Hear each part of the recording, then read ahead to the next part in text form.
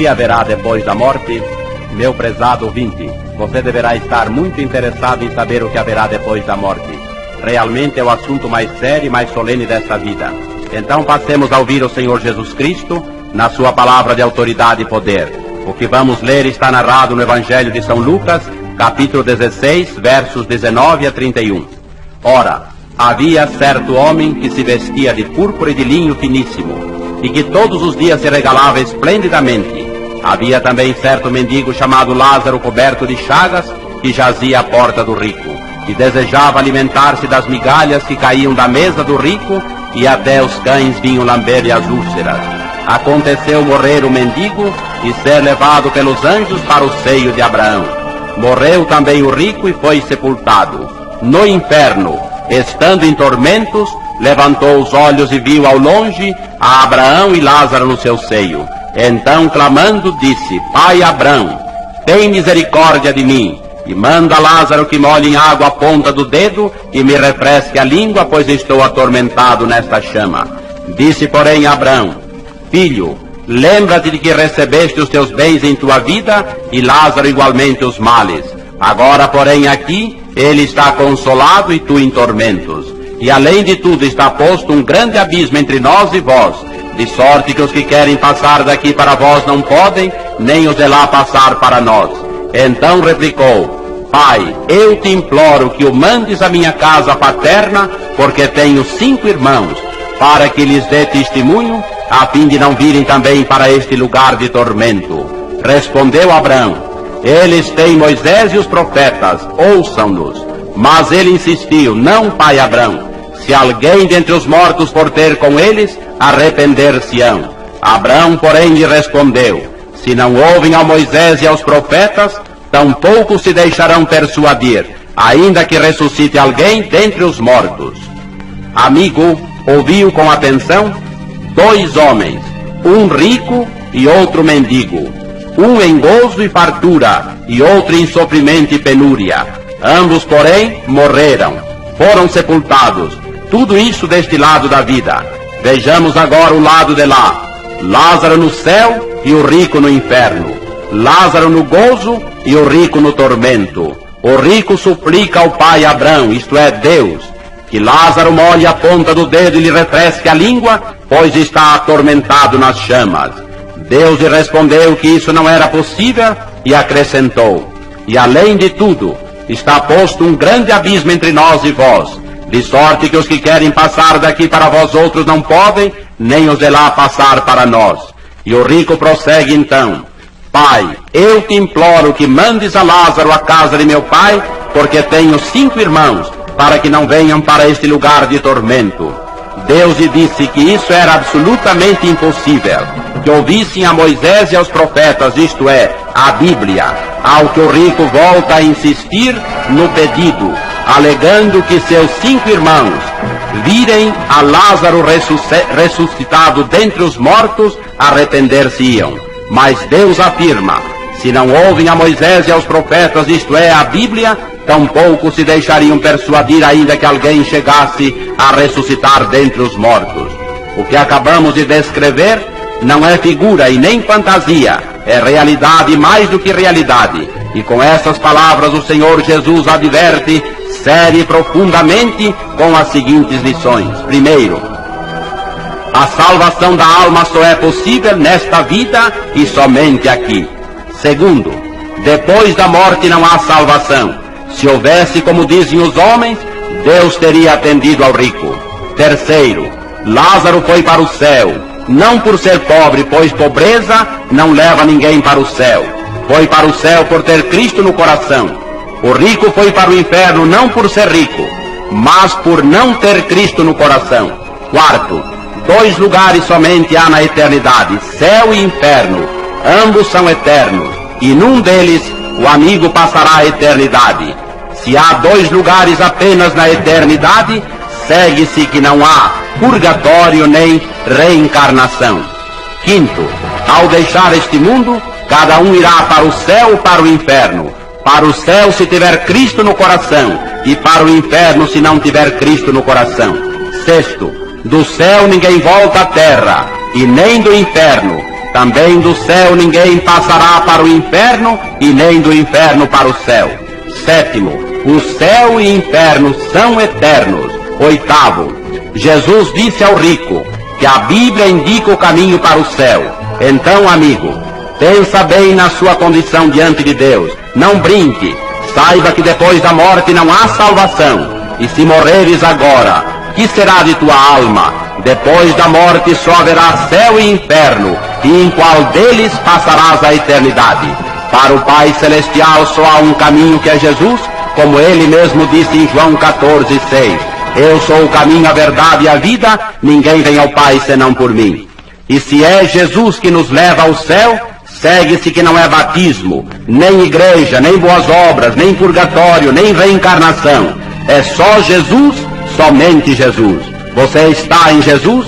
Jesus nos dá uma salvação perfeita, eterna, presente e de graça. O seu sangue derramado no Calvário nos purifica de todo pecado. Lava o nosso negro coração, reconcilia-nos com Deus, liberta-nos da condenação do pecado, perdoa-nos completamente e nos dá a vida eterna. Por isso Jesus convida a todos, antes que seja tarde demais: vinde a mim todos que estáis cansados e oprimidos, e eu vos aliviarei. E ainda mais, aquele que vem a mim, de modo nenhum o lançarei fora. Não quer você receber Jesus agora e com ele passar a eternidade no céu?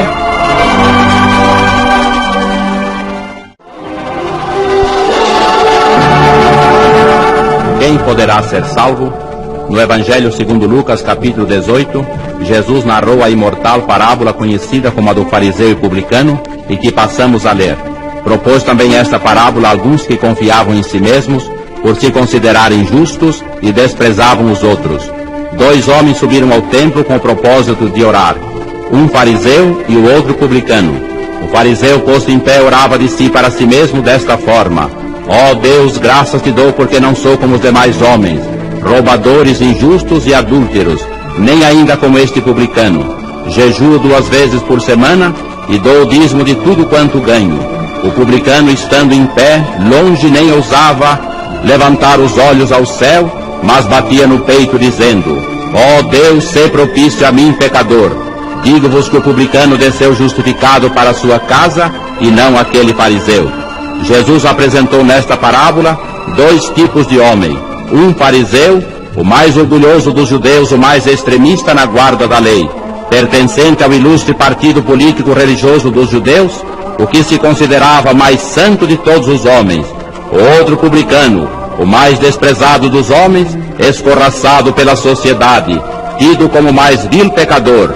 Ambos eram homens, sujeitos às mesmas fraquezas, ambos eram pecadores. Os 2 estavam perdidos espiritualmente, alimentavam o mesmo e ardente desejo espiritual. Os 2 eram mortais. O fariseu não reconhecia o seu pecado, o publicano sim. O fariseu era arrogante e altivo, o publicano humilde.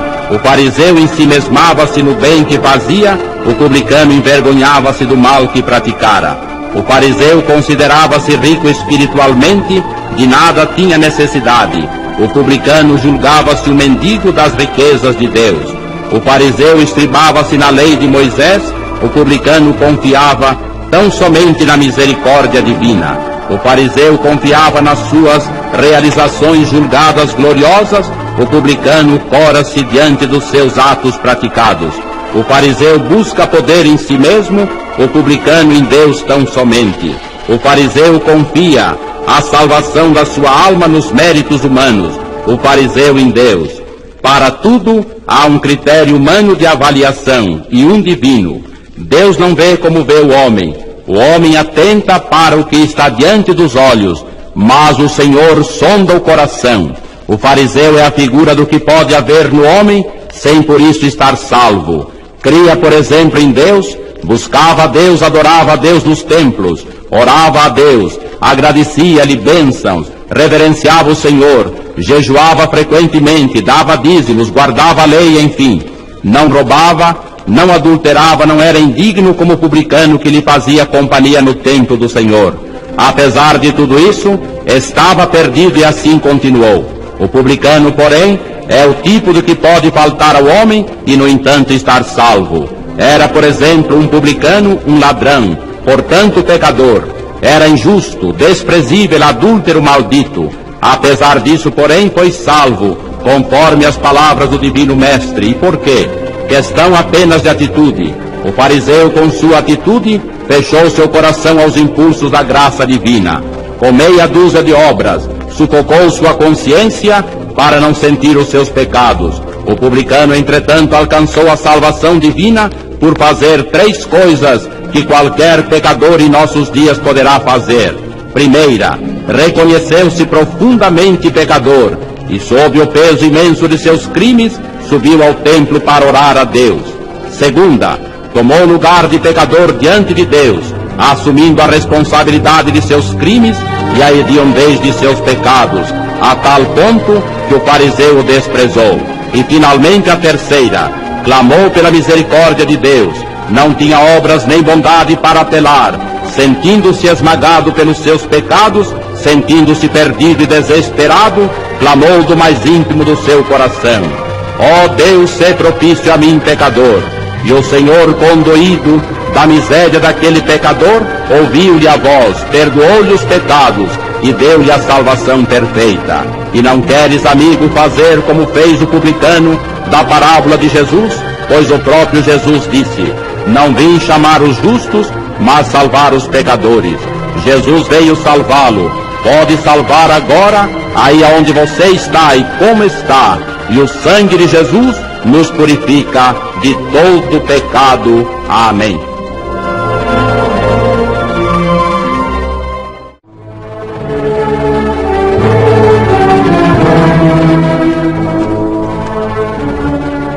Duas construções. Na conclusão do Sermão do Monte, Mateus 7, 24 a 27, o Senhor Jesus disse: todo aquele, pois, que ouve estas minhas palavras e as pratica, será comparado a um homem prudente que edificou sua casa sobre a rocha. E caiu a chuva, transbordaram os rios, sopraram os ventos, e deram com ímpeto contra aquela casa, que não caiu, porque fora edificada sobre a rocha.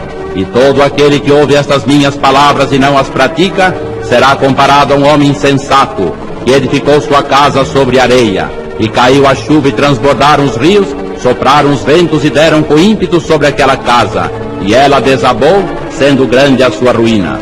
No Sermão do Monte, o Senhor Jesus discorreu sobre as qualidades do súdito do reino de Deus.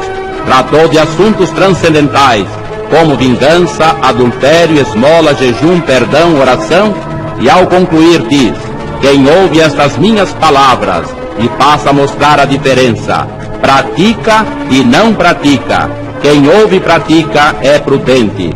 Quem ouve e não pratica é insensato. O Senhor Jesus mostra aqui 2 casas, apenas 2 casas.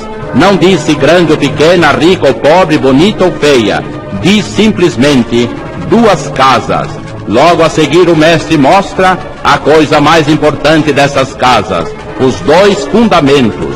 Uma foi edificada sobre a rocha, portanto era firme, e resistiu à chuva destruidora, o transbordar furioso dos rios e o soprar terrível dos ventos. Não caiu porque seus alicerces estavam sobre a rocha. A outra foi edificada sobre areia. Quando desceram as torrentes, transbordaram os rios e sopraram os ventos, ela caiu porque seu alicerce estava na areia. Cada uma dessas casas é uma vida. Pode ser, amigo, a tua vida. O que és no teu íntimo, o que sentes e o que pensas e o que fazes. São os teus atos, os teus feitos, as tuas realizações. E como estás vivendo? Na retidão e pureza ou no pecado e corrupção? Como estás edificando a casa da tua vida? Não te iludas com aparências, pois Deus sonda o nosso íntimo e conhece o nosso coração. O que vai distinguir cada uma dessas casas não é a sua parte externa, mas onde está edificada. Uma estava com seus alicerces na rocha e a outra na areia. Rocha aqui é a prática da palavra de Cristo, portanto o próprio Cristo. Houve um homem chamado Saulo de Tarso. Antes de sua conversão a Jesus, era um sábio, um erudito, um homem grande e importante, profundamente religioso, mas o edifício de sua vida estava sobre bases fictícias. Um dia encontrou-se com Jesus, Seu coração foi transformado, nasceu de novo e começou a edificar a casa de sua vida sobre a rocha dos séculos que é Jesus. Começou por perder sua família, seus cargos de grande responsabilidade, desprezou posição social, dinheiro, conforto e tudo desta vida. Foi perseguido, açoitado, passou fome, sofreu naufrágio, andou com vestes bem surradas, esteve em prisões, ferido, abandonado e acabou sendo degolado. Todos esses vendavais sopraram sobre a frágil casa de sua vida e não conseguiram destruí-la. E por quê? Porque os fundamentos de sua vida estavam em Cristo, a rocha eterna. Paulo passou para a eternidade com hino de triunfo em seu coração. Mas há os que edificam a casa de sua vida, lançando os alicerces na areia movediça das aparências, das fantasias. Uns edificam a sua vida na areia do dinheiro. Tudo para eles é dinheiro. Dinheiro faz tudo, compra tudo, entra em qualquer lugar, consegue tudo. Mas dinheiro é areia que o vento arrasta. Um dos mais fabulosos milionários dos Estados Unidos suicidou-se na penitenciária, na ruína e miséria. Outros edificam suas vidas no poder. E qual foi o fim de Napoleão Bonaparte, de Hitler, e de Mussolini, de Stalin? Outros edificam suas vidas na beleza. Visitei na cidade de São Paulo um asilo de velhos, e lá estava uma velhinha enrugada e com cabelos alvos. Fora uma linda mulher e formosa artista da ópera, mas tudo passou, e agora sentia-se insegura na alma, sem Cristo e sem salvação. Outros edificam sua vida na areia da cultura. Há anos passados, numa cidade brasileira, suicidou-se um dos mais famosos escritores do mundo, Stefan Zweig. Tinha cultura, mas essa não resistiu aos embates da vida. Em que fundamento você está edificando a casa de sua vida? Da rocha que é Cristo ou da areia que são as vaidades da presente vida e as ilusões deste mundo mau? Pensa bem, verifica. Onde estás edificando? Quando caírem as chuvas, transbordarem os rios e soprarem os ventos, a casa de sua vida resistirá? Olha para Cristo e confia nele de todo o coração e resistirá os embates da vida.